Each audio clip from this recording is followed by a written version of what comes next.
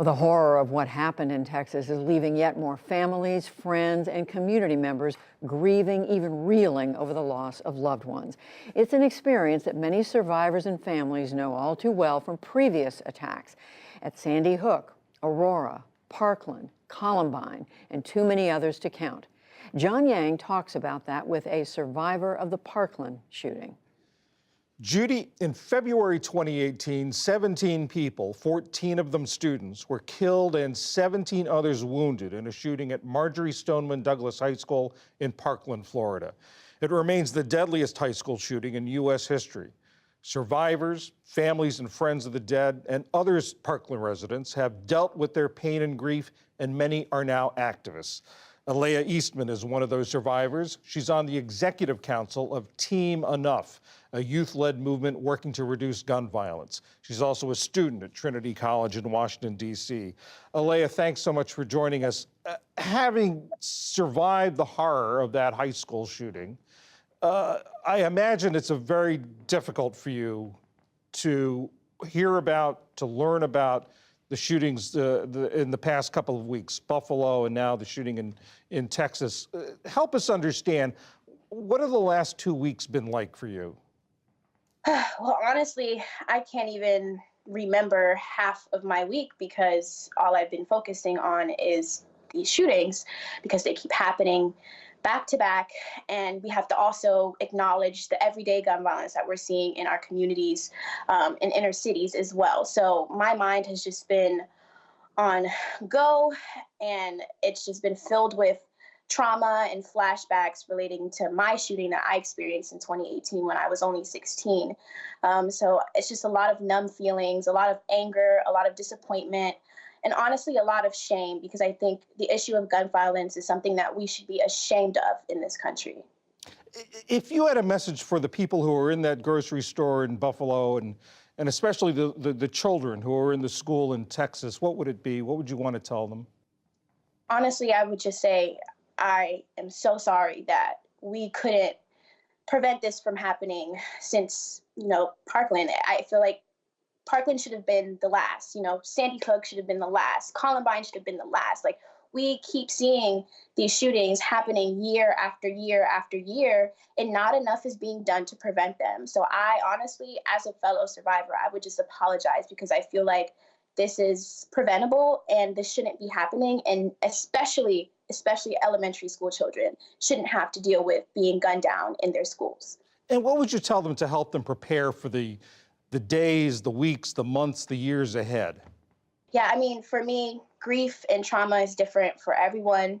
For me, it got a little harder for me as I, went to college after high school, and I decided to go to college out of state. So it was hard to be away from family, but I do want to emphasize that it gets a little easier when you know how to function in your new normal. A lot of times for gun violence survivors, especially from my high school, we look at life as before the shooting and then after the shooting. So acknowledging, what life was before and trying to get back into that happiness or that groove is somewhat helpful, but it's difficult and it's different for everyone. But I would just emphasize staying with family and friends and being around loved ones, and just knowing that the rest of this country is standing with you. We support you, and we're always here to support you in whatever endeavors you have coming forward or in anything that you need support with. If history's any guide of the future, the survivors of Buffalo, the survivors of Uvalde, Texas, are going to have weeks like you've just had, of having to hear news reports of these things again and again. Is there anything you can say to help them prepare for that?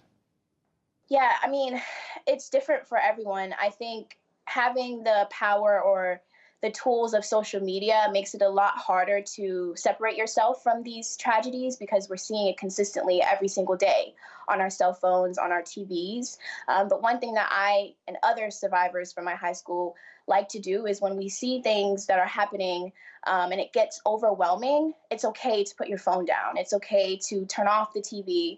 It's okay to just take take a moment to be with your family and be with your friends, because especially when tragedies are happening, it's like a flashback for survivors. It's a moment to remember what you experienced, and that can be hard, especially when it's like a normal random weekend and you hear, another mass shooting happened. So just taking time for yourself is okay. And just surrounding yourself with people that love you and support you is the best advice that I can give. You talked about wanting to apologize to these people for that it happened again, that it happened to them. Does the fact that nothing really has been done or very little has been done since the incident at your high school, does that make you angry? Does it make you frustrated? Are you resigned to nothing happening? Are you hopeful that something will happen? I'm disappointed, angry, literally all of the above, especially as a young woman, growing up in this generation where we have to fear for our lives because of gun violence. And it doesn't even matter where you are, where you're located, what you're doing. It's one of those things that can happen to anyone, anywhere, at any time. And it's honestly scary. And I am just so disappointed in this country, in the leaders of this nation, for continuing to turn a blind eye to this issue and not listening to the young people that are crying for help, that are crying to not have to worry about going to school and being gunned down, or family members going to the grocery store and being worried about getting gunned down in the grocery store, or even churches, or just anywhere. It's just honestly a disgrace. And I think leaders of this nation should be ashamed of themselves, and they need to step up and do action now, because this will continue to happen as the years go on. Aalayah Eastmond, a survivor of the shooting at the Marjory Stoneman Douglas High School in Parkland, Florida. Thank you very much. Thank you.